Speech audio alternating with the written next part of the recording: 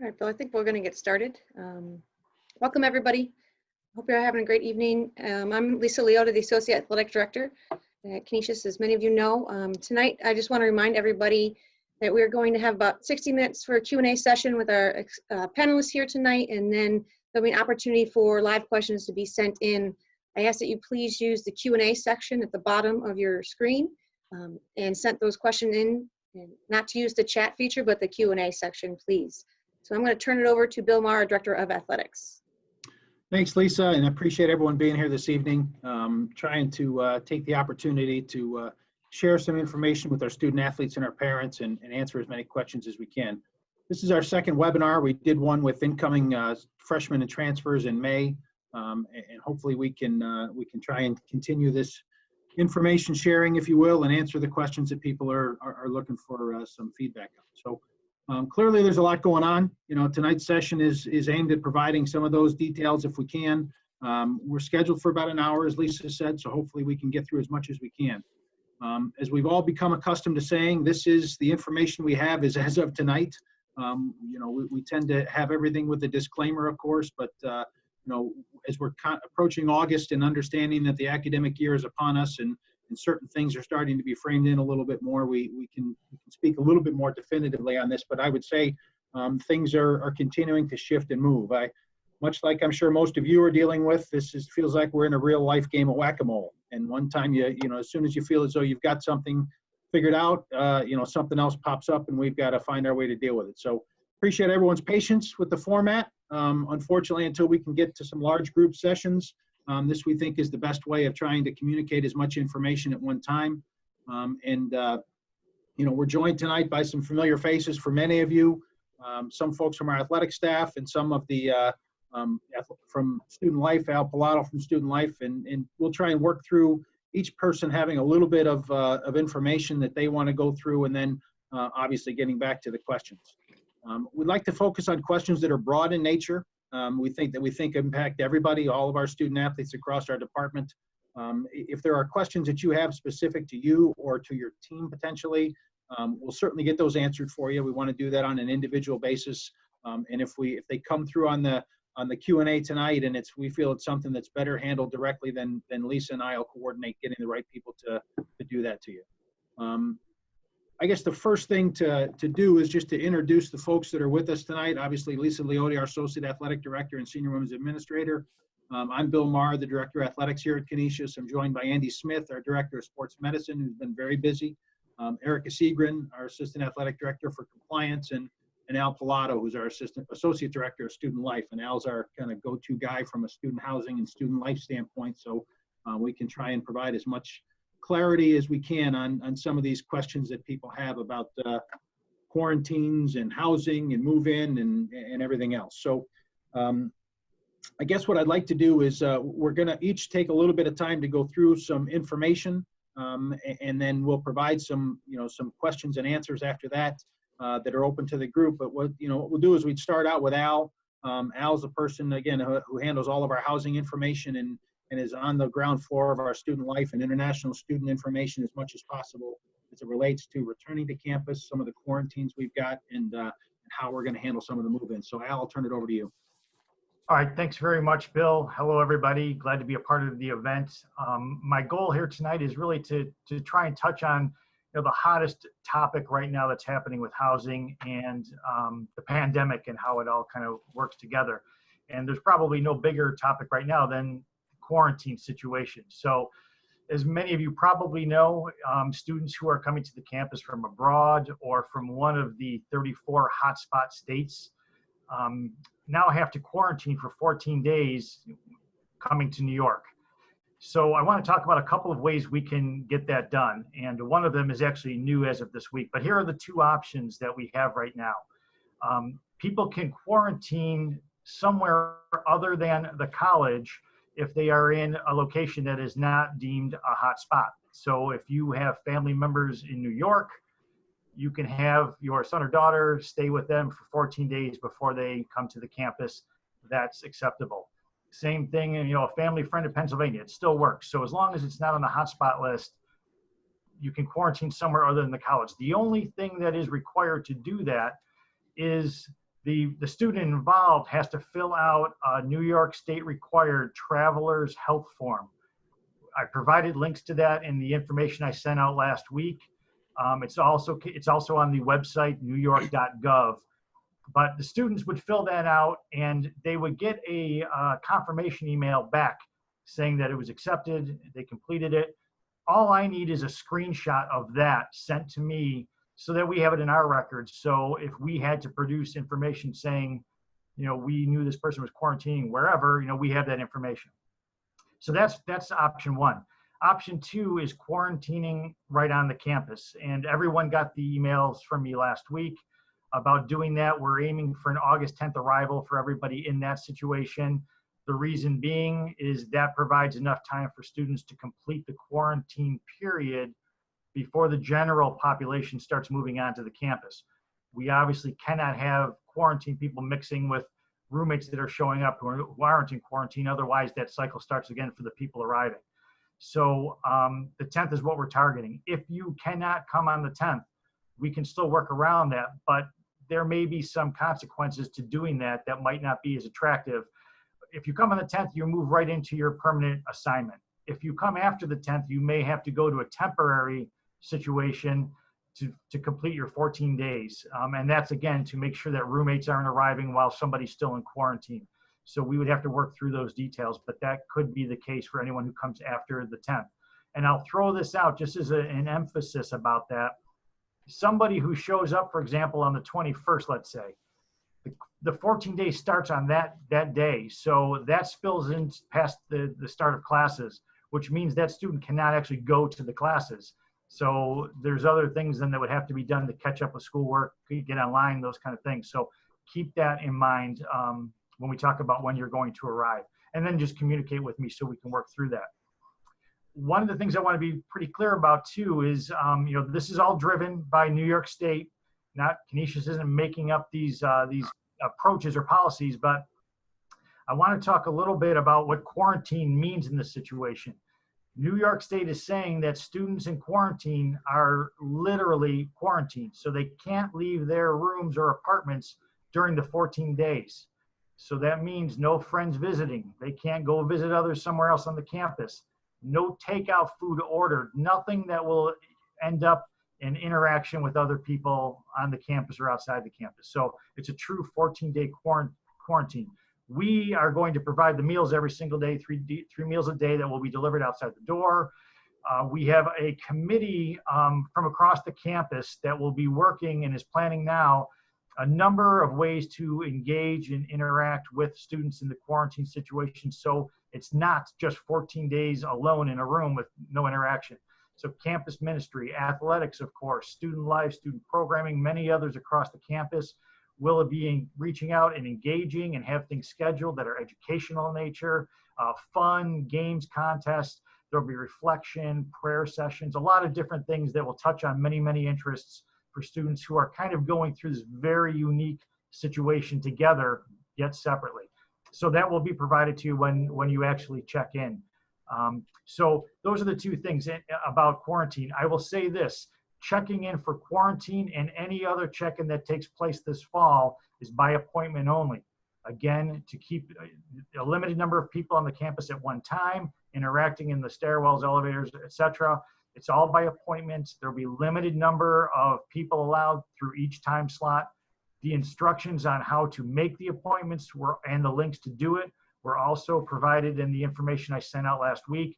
If you didn't get it, deleted it, need it again, just let me know. I can send it again so you can see all of that and sign up for the proper appointment that suits your schedule. That in a nutshell is for me right now. Those are the three big pieces right there: quarantine, engagement, and check-in. I'll turn it back to Bill, and I'll see you again when questions roll around. Yeah, I kind of wanted to, support Al or reinforce Al on a few of these things. That this is not our idea. This is not something that we are happy about. And if we can find a way, through or around the quarantine requirements, we certainly want to try and do that. But we do have to answer to New York State on it. Our coaching staff will be very involved in delivering meals, and involved in the engagement, what's going to be happening with the students.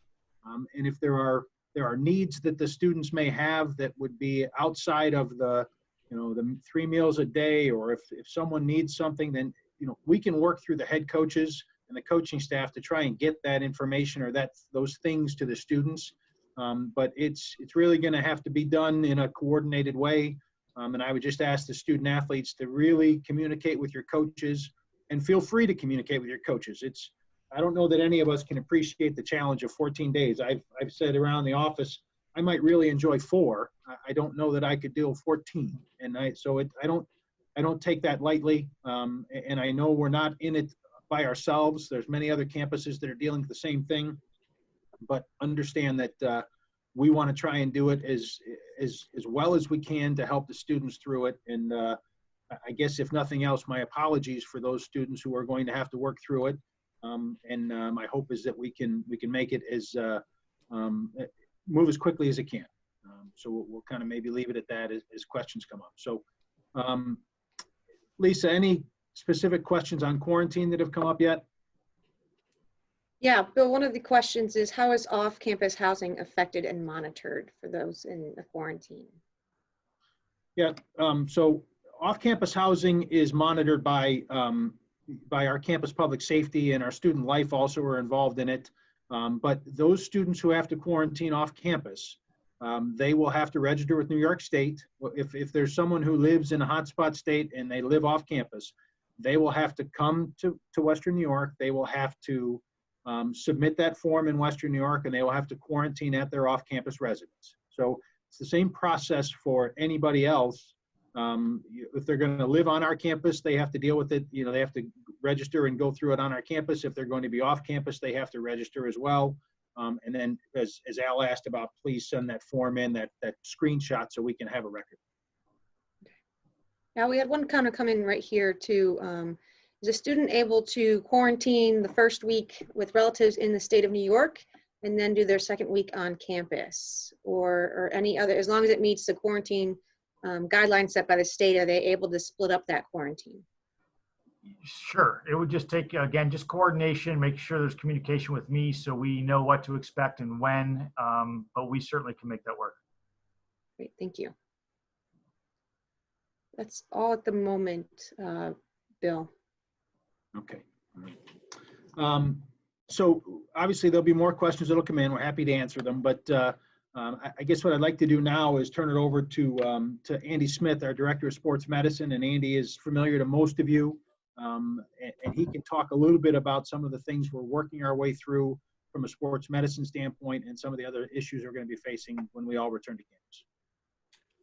Thanks, Bill. Good evening, everybody. It seems like yesterday was March 13th, and we were getting off of buses. I certainly look forward to seeing you guys and meeting the new student athletes in person soon. These calls are getting very old. You can't tell my raspy voice. I've been on a few of them today. Just wanted to reiterate a couple things, especially what Bill said. All we're doing here is we're following federal, state, county, and institutional guidelines, and those may change rapidly. So we will have to certainly go with the flow as we have been for the last several months. I just want to reiterate, a few items from our last meeting in May. And the first one was insurance. If you haven't already done so, please make sure you check with your primary medical insurance that you have coverage for illness, specifically illness for COVID-19. I would reiterate that, and that is in our medical expenses policy, which was discussed then. And it's also on Go Griffs, and it's in a workflow on ARMS. So if you're not familiar with it, it is in there with that information. If I can be of help in that topic, please let me know. In regard to ARMS, ARMS will be coming, if you haven't checked it, please check your canisius.edu email frequently. ARMS workflows will be assigned, and you will get an email when they are assigned to that address. But if you wait, it may slow both your clearance from both the compliance side and sports medicine. Sports medicine workflows have already been assigned. There's been a very good response. I appreciate it. But if you have not, please get on there as soon as possible and complete those. Specifically, make sure you, on the insurance form, there's a place to drop a picture of both the front and back of your insurance cards. If you can do that, because those workflows are especially important in the height, we have obviously a heightened awareness of health right now. For us to get you medically cleared, those are very important, and we're working hard to get those forms reviewed. Also, if you can do is update your personal profile. That is important as well, but to have your parent or guardian information, specifically their email, so they can get invites to meetings like this. It's important to have that done. So again, please check that, your Canisius email. The question comes up, what do I bring to campus? We'll hear the word new, or the term new normal a lot now. You will receive a cloth mask from the college. Athletics is planning on purchasing gaiters for student athletes, but you probably want to bring a few extras. Gaiters are important because I think their application and removal quickly when we're in athletic participation will be a plus for us. With that, I would suggest bringing your own personal thermometer. The college will have an app set up that you have daily health screens, and temperature is part of that. We will have capability to assist with that in sports medicine across campus, but it's probably most ideal because the expectation will be that you will state that you don't have a temperature before you enter the facility. Other thing is, we all go out there at practice and we see 40 Gatorade bottles lined up. And that may not be the most efficient thing now. We still will provide those, but I'm going to suggest that everyone brings a more identifiable water bottle, something that you can pick out easy when we're out training, that you can pick out easy and not have to search for a name and potentially break social distancing to do that. So I would just suggest bringing something more identifiable. Hand sanitizer will be available on campus and certainly in the athletic facilities, but I suggest you also plan on packing some personal hand sanitizer, whether it's one you can hook to your bag or have in your pocket. I suggest doing that. Another part of the kind of new normal is many of the products we use up in the weight room and the training room, specifically recovery tools, may not be available because of sanitation and possible exposure. So if a person who really likes to use a foam roller or a marathon stick and you have one, I suggest bringing it with you and doing that. And then finally for me, we have an education webinar plan. Lisa and I are planning it. They'll be coming up with specific items about social responsibility, about this new normal, about facilities, about where and how many people will be allowed in locker rooms and training in the training room, et cetera. So we'll have that as we get closer to you guys getting on campus. So look ahead for that as, again, we prepare for that new normal. And again, I'll be available here for questions in a few moments. Thank you. Well, I'd like to pause before you go. I got a few more questions directed at Al and housing and quarantine. Al, you mentioned the move-in check-in process. One question, are parents able to move students in, and what if they are coming from hotspot states? What is the policy procedures going on for us on that? What's the recommendation? Yes, parents are able to assist with the move-in. We're asking to try and limit to 2 people per student, if possible, again, to keep the numbers down. And as far as people coming from hotspot states, Bill and I were just talking about this because we have kids who are we have to take to places too. And really, this is it. I think, if you look at the governor's website, he talks about a 24-hour window for people to come in to conduct business they need and leave. And I think this falls into that category. You bring your son or daughter to the campus, move them in, you leave the state, and then there is no worry about trying to quarantine. People who are trying to stay longer, that might be an issue. But I think in the spirit of what they're asking for, 24 hours is the guide. Okay. And great, Al, the other question, do athletes arriving from Canada need to quarantine if they are not in a hotspot area? Yes, because they're still classified as an international student coming from Canada. So as of today, that still means they need to quarantine upon arrival. So I would just add to that, we've gotten several questions on that, with specifically to Canadian student athletes, and there's varying information about it. As it stands today, student athletes from Canada have to quarantine. If we are able to ascertain from New York State that is not required, we certainly are not going to require those students to quarantine, but we do have to get that clarified by New York State and we have not been able to get that clarification from New York State yet. Okay. Got one more here. Just a reminder, everybody, if you could utilize the Q&A section and not the chat feature for your questions, that'd be extremely helpful. Al, can you just clarify, some folks are asking for that population that does not need to quarantine, what's the arrival date on campus? Some are confused on the return dates. Sure. The general freshman arrival and transfer arrival date is the 24th, 5th, and 6th by appointment.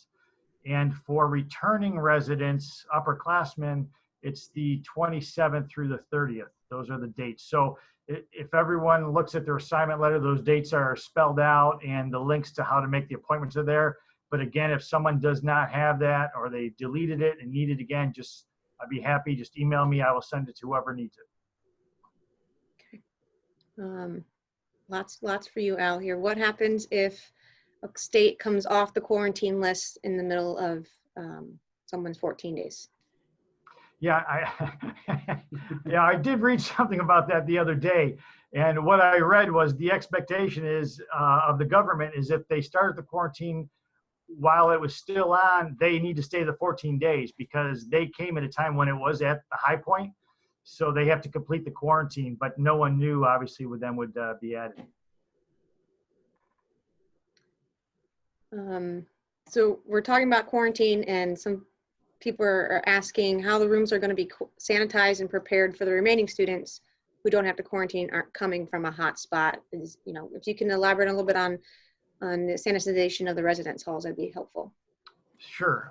Well, throughout, prior to anyone arriving, we've spent the summer cleaning, sanitizing every single room, and then everything gets locked up and untouched once it's reached its final, position. So as students start to arrive to quarantine, anything that's in a public area is being sanitized every day by housekeeping.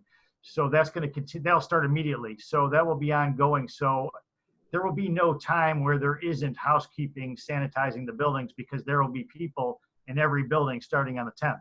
So that routine will begin. Deep cleans in every single bathroom, high touch points throughout the day. So that will all begin even before the general population arrives. It'll just be ongoing. Great. This next one, maybe Bill, you might be able to help out here.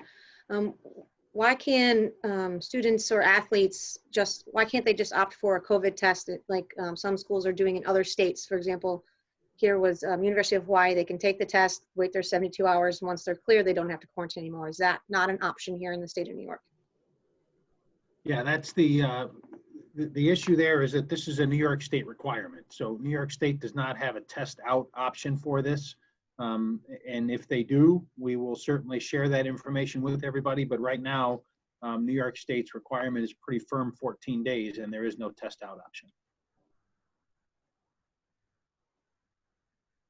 Okay, I think we can come back to the rest of those ones kind of come in, Bill, if you want to continue on here. All right. I guess I'd like to share some information next, and certainly there's a lot of information that has come out. Coaches have spoken to many of you of certainly the fall sports about the decision by the Council of Presidents this week to cancel fall competition. This follows a lot of consultation among the Council of Presidents. Many other leagues have already made that decision, and I think many others will in the future. The NCAA also is in a process of just trying to continue to move the conversation a little further down the road.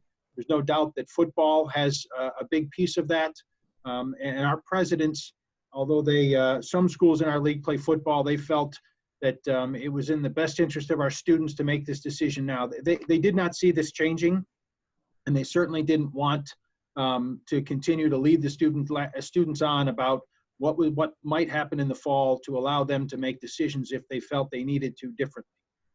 So just a couple notes here. I think it's highly likely that the NCAA is going to come out and cancel fall competition. They haven't yet, but I do think that is highly likely.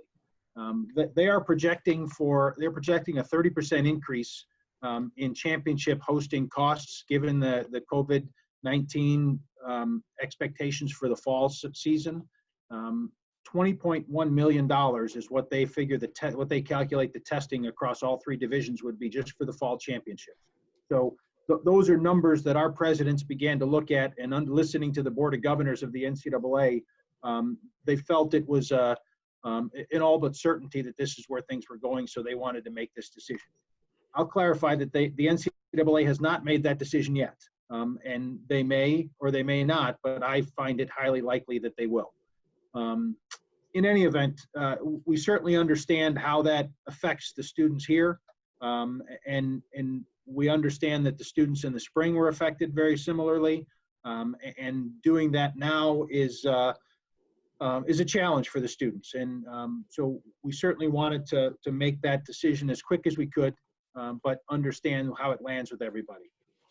We are planning, and there's a committee in our conference that is already working on looking at what fall competition in the spring would look like and how is that possible. And I'm sure everybody can look at it and say, you know, you only have the one shared field at Canisius, how are you going to make that work? Well, I've said to our staff and our coaches, I said, well, we got to find a way to make it work. If we can provide a competitive opportunity for our students and have conference competition and crown a conference champion, we certainly want to do that. That's our goal. There's a long way to go to get that done, and there's a lot of things that have to happen between now and then, but we certainly have a little bit more time to work our way through it. The next question is what happens to the winter sports, and then what will happen to the spring sports? Those are the next logical questions. And I would answer that kind of the same way I just answered the other one, is we're going to use all the time we have to make the decisions we can. And when we have to make those decisions to postpone or to push something back, we will. So at this point in time, our winter sports will continue on as scheduled, and our spring sports would also continue on as scheduled. Our spring sports that have fall competition, that competition has been canceled. They would not be having a fall ball, if you will, or in what they typically will do in some scrimmages or different things. So those have been canceled. The other question we get is what activities will they have? And I want to be very clear that we are working our way through this, both with NCAA expectations and New York State expectations on these. And we are going to begin training when the students come back. And I would say that in the first period of re-socialization, as we call it, and for a period in the fall, we're going to be looking at what would be small group training, a lot of conditioning, one-on-one activities with the coaches, or I should say in small groups. The vision of having full-scale practice right when people get back is not going to happen. We're going to have to structure things very differently, and we're going to have to work our way up to practice when we can do that. There's a number of barriers that are in place for those, both from New York State and the NCAA. And just quite honestly, with where some of our sports are and the expectations that are being placed on us from an NCAA standpoint right now, the cost of testing is a barrier. Weekly testing for every student athlete will run into the hundreds of thousands of dollars. And just being honest with everybody, that is a challenge for us. So we will work through those, and as different things come up and there's different ways we can manage this, we will certainly look to evaluate and do it. But that's where we stand right now as Andy, Lisa, and myself work through the re-socialization and what I would call training guidelines when our students come back. We are going to have activity for our kids. We're going to allow them to get back to athletic activities. How quickly we can get back to full practice, it certainly remains to be seen, but that is our goal. I'll pause there for a moment, and if there's any specific questions that came up along those lines, Lisa, I'd like to try and tackle them now. 1 second, please. One of the questions is, if MAC conference for fall sports has been canceled, why are we not keeping our children home until spring? Is this an option? It is. The institution has made the decision to, while there will certainly be students on campus as we're talking about, and we want to provide that opportunity here on campus, classes will be in session. Students will be permitted to take classes remotely. Faculty have been asked to prepare their classes both inline and remotely. So that decision can be made. And I would just ask you to, if that is something you're entertaining, to have clear conversation with your coach. And that is something that needs to be thought through, but it does exist as an option. So I'm kind of all over the board, but all topics that you just spoke on, Bill. What will happen to winter sport if it's canceled but competes from August, February? So, for example, swimming. What will happen since they kind of compete in both semesters? Where did they land? Yeah, I think the first thing that will happen for the winter sports, if we're not able to begin at a reasonable time, is that will be pushed back potentially to the second semester. And I can see some things that we've talked about, and this is just discussion, is that if we are looking at a second semester for all of our sports, which is not outside the realm of possibility, that we probably would be looking at a winter, fall, spring model, where we would have our winter sports competing in the first part of the semester, our fall sports competing in that next part of the semester, and our spring sports competing at the end of the semester and likely into the summer. So again, that's just a conversation that's been had, and it's a possibility. But I do think if we're going to try and fit all of those and have a reasonable conference and competition schedule and championship schedule, that's what we would be looking at as a possible solution. And then what happens if a winter sport is canceled altogether? What happens to that year of eligibility? Yeah, so just like a fall sport, if a student does not use a season of eligibility if they don't compete. So if there's no competition, then they will not use the year of eligibility. They will in effect have redshirted. Another question here is, will some of these decisions that have been made hinder or affect athletic scholarships? No, we've made the decision that athletic scholarships will remain in place. But I would say that it's important that you have that discussion with your coach, because while the scholarship will not be impacted, the program will continue to move on, right? The expectation is we continue to have training. If we can advance the practice competition and things of that nature, then that will be that will be a decision, and the coach is going to run the program. So how recruiting classes fold in and what happens, after a student graduates and returns for their fifth year potentially, all of those things have to be factored in, and that really has to be a one-on-one personal discussion between the student athlete and the coach.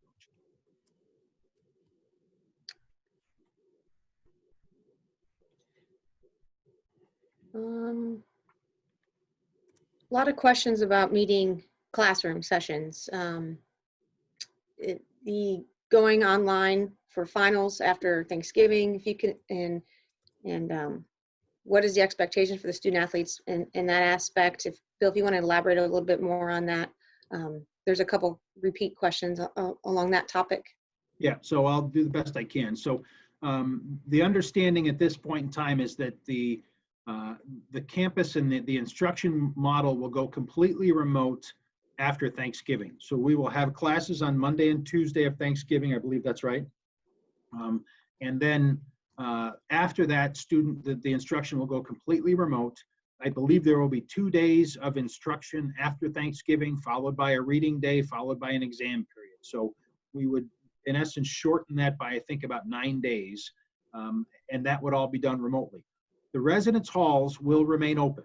So if students want to return to campus at this point in time, I guess that's the caveat there, is that the residence halls will remain open, and if students elect to return to campus, they certainly can do that.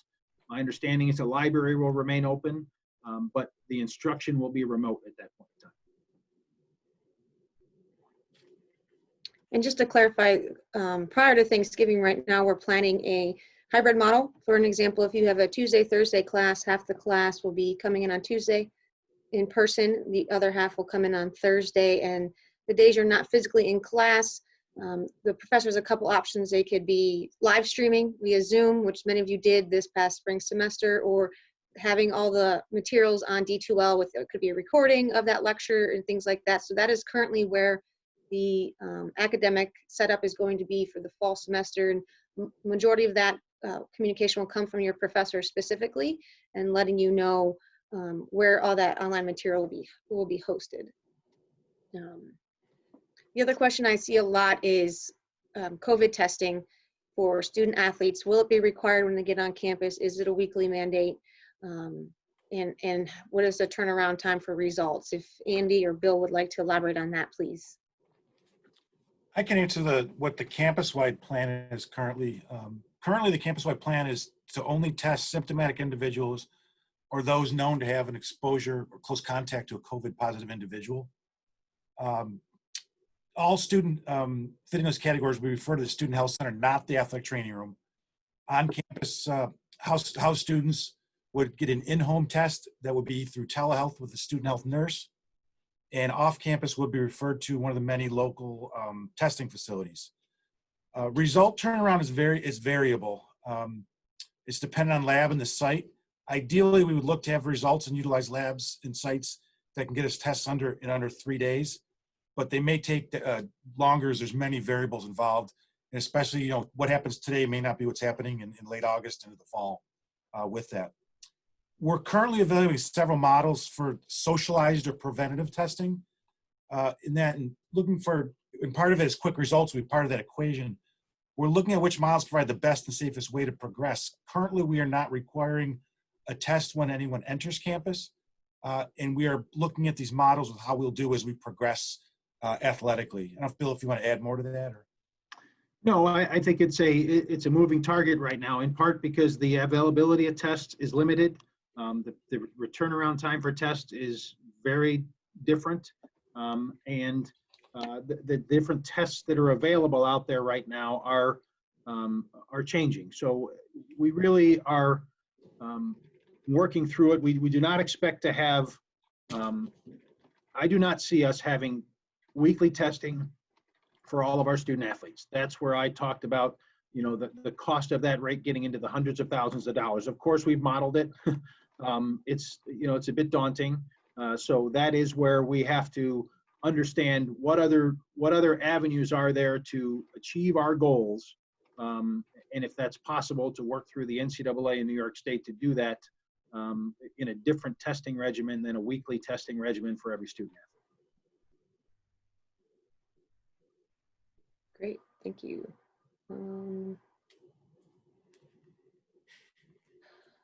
Bill, you mentioned kind of when they come back from the summer and stuff, will the athletic facilities, weight rooms be open to the student athletes when school begins? Yeah, so right now in New York State, gyms and fitness centers are not open.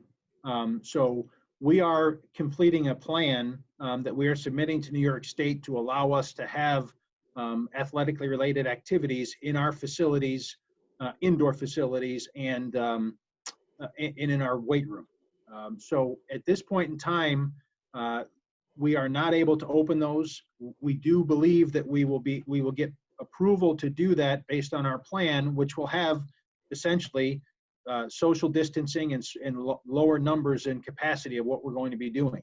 A lot of our training in the first part of the year will be focused on outdoor training, because then we certainly aren't dealing with some of those issues.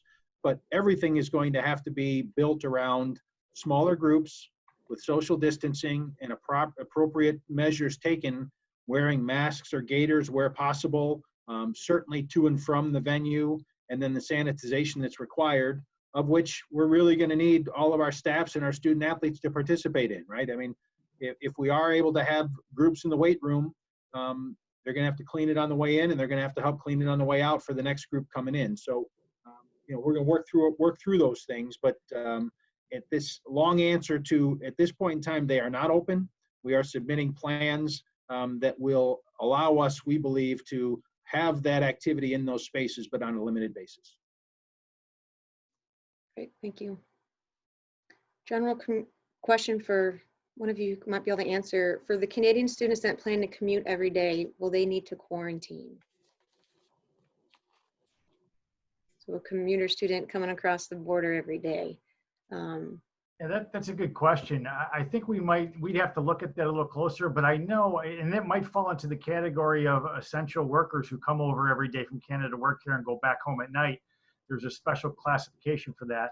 But that's a great question. So we could check that and see if a student can fall into that same category. Okay. Al, I want to go back a little bit to the quarantine. There's quite a few questions that popped up after we moved on. I just want to revisit that a little bit before we keep going on. Okay. One of the questions revolves around shared bathrooms if you're in a residence hall, and laundry facilities during those 2 weeks. What's the expectation, usage plan for utilizing those facilities? Sure. For anyone in an apartment, which is a large number of the quarantine students will be in apartments, so bathrooms will not really be a point of concern. In the traditional halls, Bosch and Frisch, they are public bathrooms within the floor. But this is another reason why we're doing the August 10th date, because quarantine people within the same space can use that bathroom. It's anyone from outside the quarantine population that we can't allow to interact. So while we'll be cleaning and sanitizing them every day, if there are more than if there's more than one person on a floor in quarantine, they will be using the bathrooms. Now I will say this: there's 3 bathrooms, on one wing and 2 on the other. So it very well could be that each person, there might only be 2 people on the floor, they each use their own bathroom during that period. That's certainly something we can look at. But outside of that, the regular sanitation will take place every day to and from the bathroom. Laundry room is not an option during the quarantine period. So like everything else, you can't leave the room and then go down and do laundry. So students should plan to bring what they need for the 14 days. And then when that's over, of course, then they go about their normal daily business. But laundry rooms will not be available during the quarantine period. Now, are roommates able to quarantine together? Part 1 of that question. Part 2 is, what if my roommate, if I have to quarantine, my roommate doesn't, or vice versa? What is the protocol around that? Yeah, there's a couple of instances where there are multiple people in the same room because they both come from a hotspot area and have to quarantine. So they happen to do it together. So that's actually a nice setup for each other.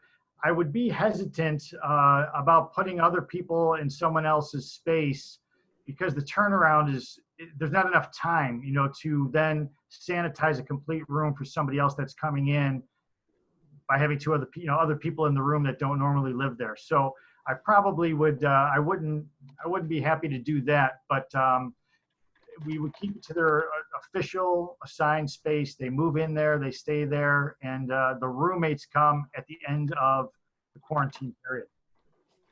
That's why the 10th is so important, so we don't have that mixing. Okay. If you commute to school, do you have to quarantine? That's a broad question. I'm assuming you're commuting from the state of New York. So a few people have asked that question. If you are in the state of New York and you have not visited a hotspot within the last 14 days of you coming to campus, you do not have to quarantine. Is that accurate, Al? That is accurate. Okay. Thank you. Let's make sure. Some questions here about off-campus students who are in the quarantine and food. What is the expectation for their food? Is the campus delivering 3 meals a day to those students who live off campus? If not, how are they supposed to get the food and groceries if they have to come right to their house and quarantine? The conversations that I've been a part of that this topic was brought up in, the school is not providing food for people who are living off campus. So the plan, I would think, would be for students in that situation to bring the supplies they need, store them in the refrigerator. They have, use of their kitchen and their appliances. They should prepare to have enough food for the 14 days that they're in quarantine. So I would just add to that, there will be, if a student lives off campus and is on a meal plan, and there are very few of those, but there are some. If a student is off campus and on a meal plan, we will ensure that those meals are delivered to the student, just like for the students who are in the residence halls and on a meal plan. And then I think if, as Al said, students who live off campus should prepare themselves for as much as they can. If they run into a challenge, that's what our coaching staff and other teammates are for, to try and help them get what they need. And if there is a situation that arises that they need something along those lines, then I would certainly start with the coaching staff to try and figure out, is there a way we can resolve that problem? But the focus really of the meals that are being provided through the dining services are to the people who are on a meal plan living in the residence home. With that being said, Al, one question is for parents who are dropping off their student on August 10th, how much time will they have to provide them some of the items for their room before they will be instructed to leave campus? Yeah, we're going to be very flexible with that, Lisa. I know the appointment times are 3 hours each, and that would be great if everybody could stay within that. And again, that's to reduce the number of people coming in contact with each other as they arrive to check in. But if people needed a little extra time, I'm not going to walk around and with the stopwatch and push people. So, I think it goes back to something that we were talking about a little bit earlier, is everyone's in this together, and we got to think of everybody, not just ourselves, and do the best we can to do what we have to do, but keep others in mind and be courteous that way. Mm-hmm. We have some scenarios here where a current New York State resident has stored some of their teammates' belongings in their residence in the state of New York, but this person is coming from a hotspot, excuse me. Are they allowed to get those items to their residence hall before they get here? Do they work with you? What's the best advice on that scenario? Yeah, the best advice, Lisa, is really, just to have whoever that might be get to me, and then I can work behind the scenes to work out the details of whatever we need to do. Okay. All right. I know this one was a predetermined question and submitted earlier, but so some of our international students need to get their I-20 signed, or, first time on campus need to pick anything up. What's the best course of action when they come to campus? Is some of this going to be in their quarantine packet? Are we waiting? What's the course of action here? Yeah, I talked to the International Student Office today just to clarify what's required for the I-20. And I think going back to what the point of all this is we want as little interaction with other people as possible as people arrive here on the campus. So they told me that the I-20 technically doesn't have to really even be signed or even handled until the winter break, actually. So what they were saying is there's no pressure to do it that day. So they can wait the 14 days, and then after that, when they're able to move about and take care of day-to-day business, they could then take care of the I-20 information. And that's the same for parking permits and really anything else that's required on the campus. There's nothing that urgent that it couldn't wait until the period was done. Okay.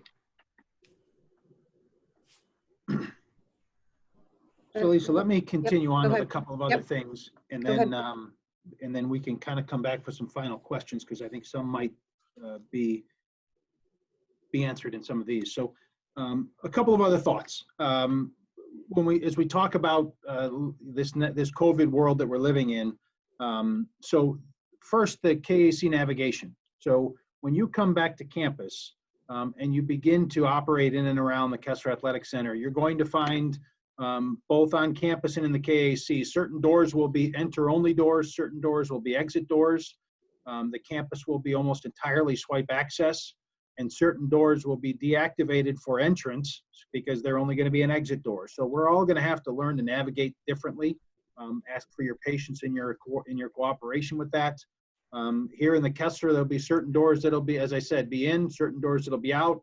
Going in the training room will be one door, leaving the training room will be another door. There'll be limits on the number of people that we can have in locker rooms. Those numbers will be posted, and we would ask the students to help us with that. So those are the types of things that we're going to be working on. Stairwells, some of them will be up stairwells and some of them will be down stairwells. So, again, as we all live in this community, we're going to need to try and help each other work our way through some of those things.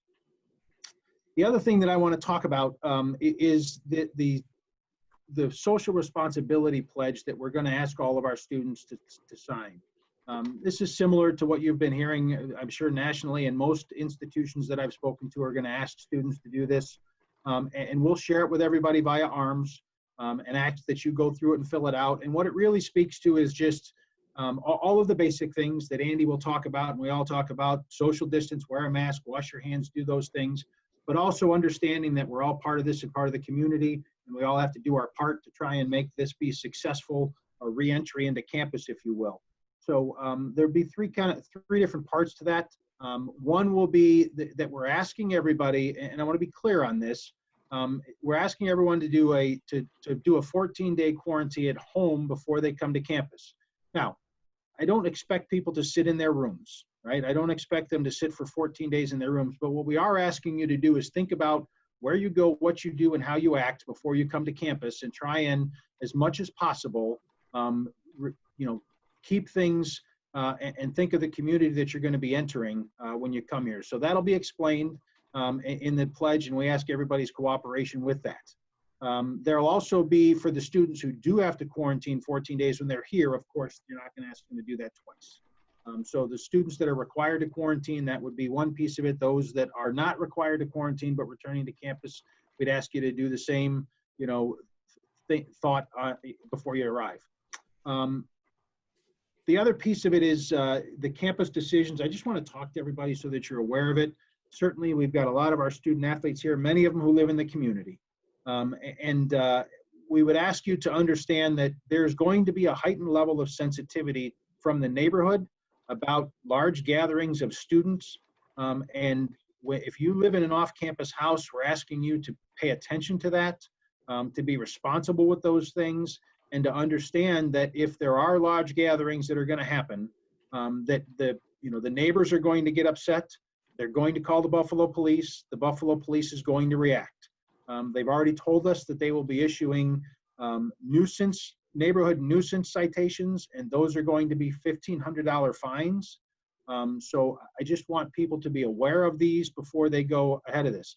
Again, we're not telling students that they can't talk to each other, they can't socialize. We're asking them to do it responsibly.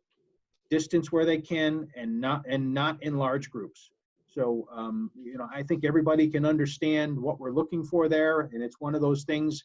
If it's too big, you're going to know it's too big, and you need to try and make sure that you keep things on a socially responsible way. But understand that there will be action and there will be consequence that happens for those people that don't adhere to these things, and understand that we're going to have to work our way through those. And then we'll, from a student life standpoint, they certainly will also be involved in those.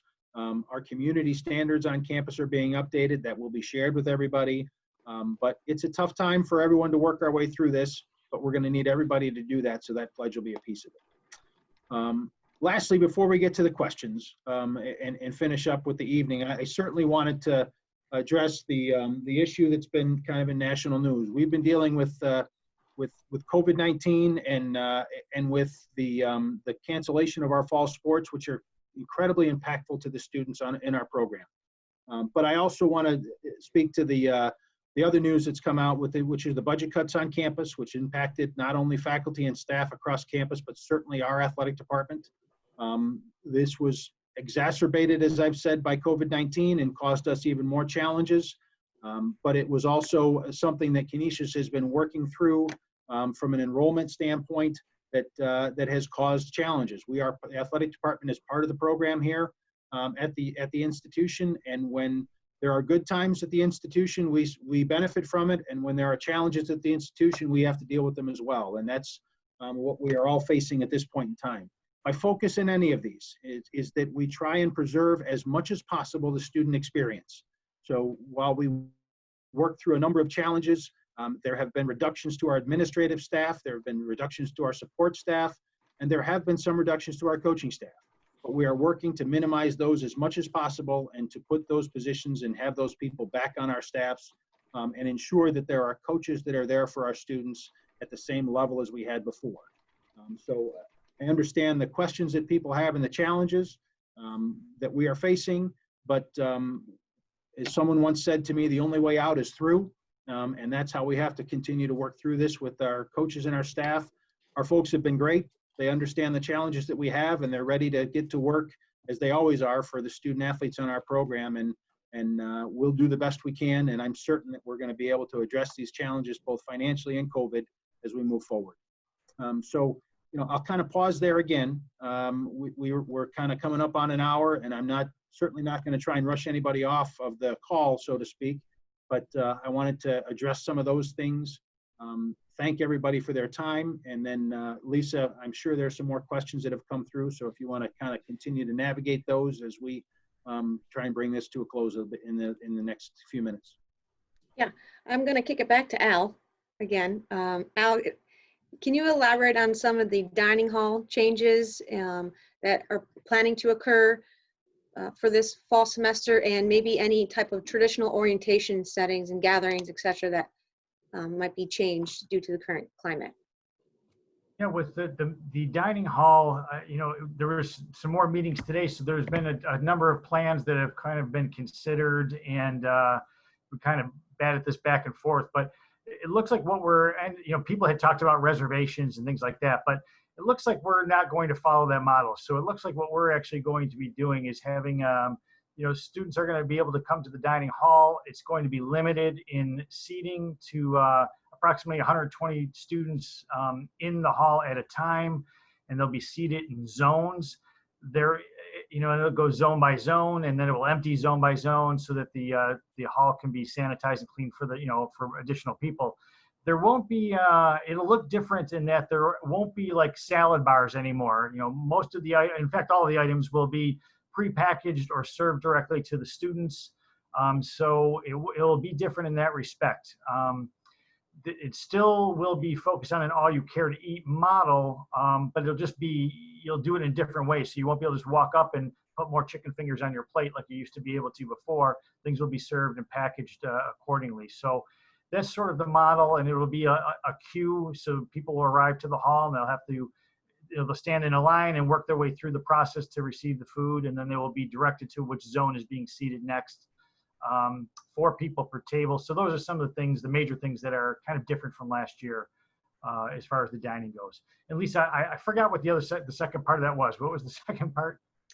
Changes to orientation, the traditional orientation settings and group meetings, and if there's an update on that. Yeah, it's changing completely. And I think the communication had been sent out already that parents, the parents weren't going to be a part of the actual orientation on the campus this year for obvious reasons. And I did see some things today where it looks like most of what's going to be taking place is going to be an online podcast videos and interacting sessions online, as opposed to bringing groups of people together in buildings. So I don't think the final details of all that are in place yet, but it looks like that model is going mostly virtual and online. Okay. Al, some of the students are asking, after the quarantine and all those phases are done, you moved on to your residence hall, will the students be able to visit each other on campus? What are maybe you can elaborate to some of the changes in the community standards policy, and what's the expectation once the quarantine phase is over on their behavior on campus? Sure. Some of the things that Bill was talking about earlier with how the flow of traffic, for example, happens at the athletic center, it will be the same in the residence hall. So some stairwells are going to be up only, some will be down only. There'll be a limited number of people out on the elevator or in the student lounges on the floors. So we'll have some of those type of things also, with clear signage for people to follow these new normals. But as far as the community standards, there isn't a lot that's changing about the standards themselves. We always had, things in the standards about health and the care of others' well-being, and this certainly falls into that. What you will see is, social distancing obviously is going to be emphasized in the way we program and how we gather students to do different things on the campus. The one policy that actually did change, though, is the visitation policy. So students can still visit students on the campus. That part doesn't really change. So you could have your friends from class over to your residence hall, or go over to some other hall and visit your friends that live in another area. But we are going to prohibit guests coming onto the campus. There'll be no overnight guests allowed anymore, at least for this coming fall. We'll see what happens going into the spring. But the guest policy itself will be completely turned over. But I think the rest of it is going to be, it's going to be a learning curve. And if people are doing things that are, not adhering to the spirit of social distancing and what we're asking them to do within the halls, wearing your face masks, etc., we're going to go through that process of, the educational process of a judicial hearing, so to speak, and try and help people learn, their behavior impacts others and how important that is. Mm-hmm. I think, Al, along those lines, a question regarding once a a child is dropped off, are the parents not able to come back and visit them on a weekend? Is the student allowed to travel home? I know a lot of it's going to be hindrance on where we are in that state, in that current moment of time. So what is the thought process on that? Yeah, we're not restricting parents from coming to see, their kids here on the campus. So if they're coming, depending on when the timing is, if they're coming from a hotspot state, that might be an issue. But otherwise, we do have to work through that on an individual basis. But otherwise, we are not restricting parents from coming to the campus and seeing, and we're not restricting students from leaving the campus. Now, if they're traveling again back to a hotspot area, we'd have to kind of work through that and the duration of it and what is required at the time that this occurs. But we're trying not to restrict any of those things unless required. Okay. Another question regarding move-in. If the parents aren't able to fly to New York with the students, is there going to be help with moving things into the residence halls? Or typically our tradition is there's the community members to support this. What's the game plan for this coming fall? Yeah, that's a tough one. We are not able to help with move-in this year like we have in the past. So that big, that day of tradition and a lot of fun where everyone gathers together to help will not occur this year. I guess what I would say is somebody who's in a real tough situation, maybe there is something we can do, between the student life staff. And I know that the athletic staff has been very open to help support some of these type of things that are cropping up that we're working through. Maybe there's a way we could do something there on an individual small basis, but generally speaking, we're not able to help students move in this year in the traditional sense. Thank you, Al. Bill, one question, has the conference or regional peers been talking about playing in a bubble-like scenario similar to the pro models to allow some type of activity? Yeah, we've not talked about a bubble model. I think the prevailing thought is that a bubble is not possible on a college campus. Perhaps if there's a period of time where, let's say Christmas to Thanksgiving to Christmas, that may be possible. But no, there's not a thought of a bubble. There is some thought about regionalizing or centralizing some of the competition, if that's possible, where we would send teams to one place and they would compete and maybe compete more than just maybe they have 2 games in a weekend in one place rather than 1 game in a weekend, something along those lines. So that has been discussed, but the concept of a bubble has not been discussed. And frankly, I think most people feel as though a bubble concept on a college campus is just simply not achievable. Okay.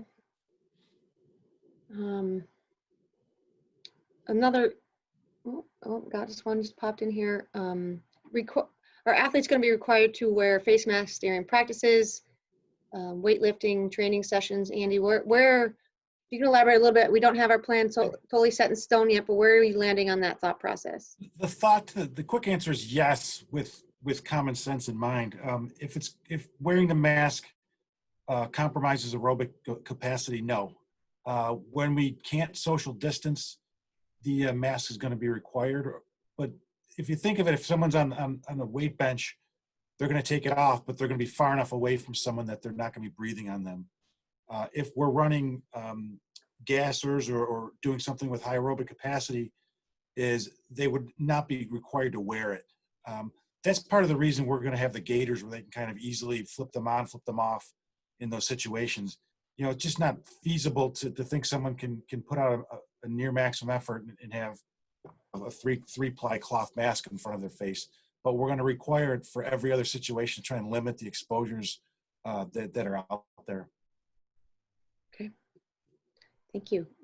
Last few questions that kind of came in, Al and Bill, holistically thinking, would students, we've been talking about going remote after Thanksgiving, if they choose not to come back for housing and meal plan, is there discussion regarding being charged for those meal plans? And then ultimately, big picture question, if this continues to progress, has the college discussed completely going remote, shutting down it like we did last spring? Twofold question. As far as the rates go for housing and meal plans beyond Thanksgiving, there will be no reduction. We're not actually closing, so people do not need to leave. They can actually stay right till the end of the semester, and use the library and study and do the things they want to do right here on the campus. So there is no reduction in price. Bill, I don't know if you want to field that the second part of that, being in more of those conversations. Yeah, I would say that we've certainly been focused on trying to do everything we can to have the campus be open, and to put all of our effort on achieving that. But I think there's always the potential that we would be forced, because of the situation or potentially by the governor, to say we have to go remote. And if that does happen, then we certainly would pivot back into that model that we used in the spring, hopefully certainly an improved model. But that is a potential. It has been discussed. We are aware of it, but it is certainly not the focus. The focus is to try and maintain an open campus and students in residence and attending class. Great, thank you.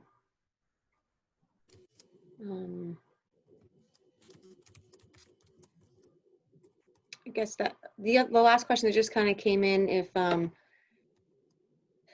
if student is coming back on August 24th, and then once they get here, they're required to quarantine. Al, I believe you answered this. They will have to quarantine the 14 days, which will affect the first day of class on the 31st, meaning they cannot leave their residence hall.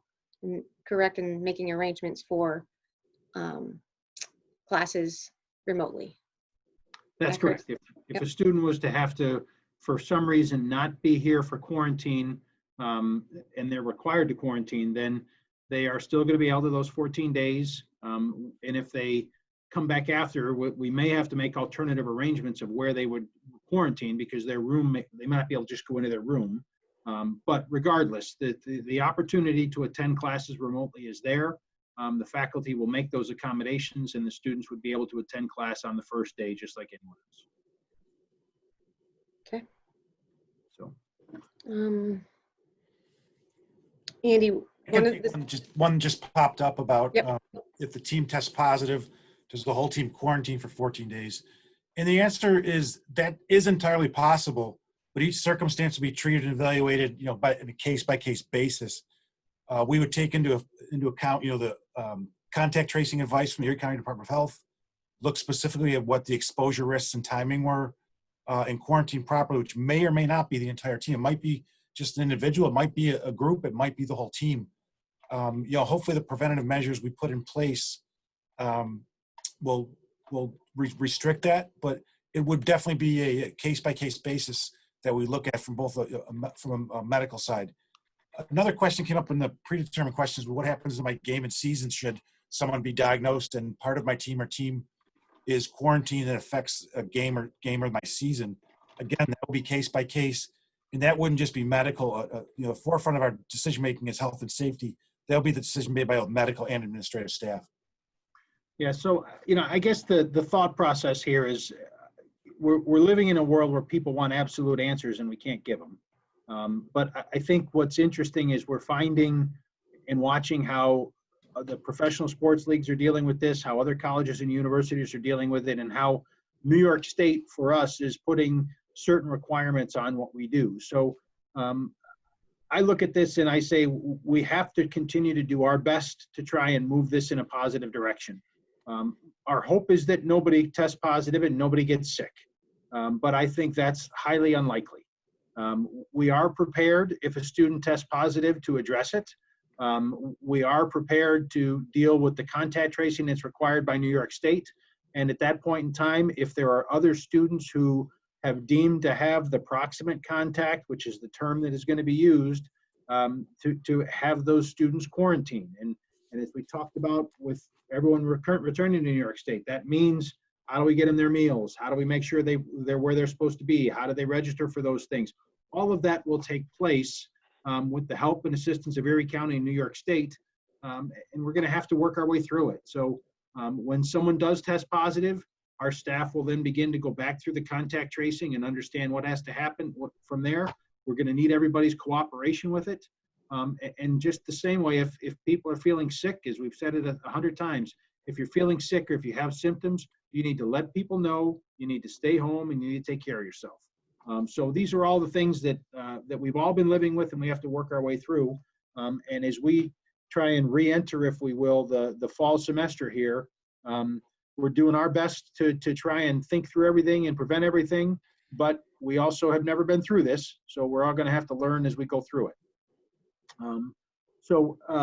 Yeah, I know there have been a number of other questions that are a little bit more specific in nature, maybe to an individual or a team. And Lisa and I, or Andy and Al, will work through those and try and get those responses out to everybody. And, you know, I really appreciate everybody's time here tonight. There will be follow-up sessions. Certainly, Andy has talked about individual sessions with teams, and it's likely that we will have another session for all of our student athletes when they return to campus. We're going to have to get used to this one. This is a format that we're going to have to learn to embrace because we're not able to bring everybody together. But as soon as we can, you can bet that we certainly want to do that. I know the students want to do it. So really appreciate everyone's time this evening. Appreciate your continued patience with this and your support of Canisius and our athletic program and of each other. Just ask you to keep doing that, keep communicating with everybody. And as we kind of round our way into August and we'll get back to the campus, I'm sure everybody is excited about seeing their friends again. And as soon as we can and as easily as we can, try and have everybody back with their friends. But we need to do it responsibly, and we need to try and do it in a careful and thoughtful way. So on behalf of Canisius Athletics and the rest of our staff here, I thank everybody for their time. Look forward to seeing everybody soon. Thank you.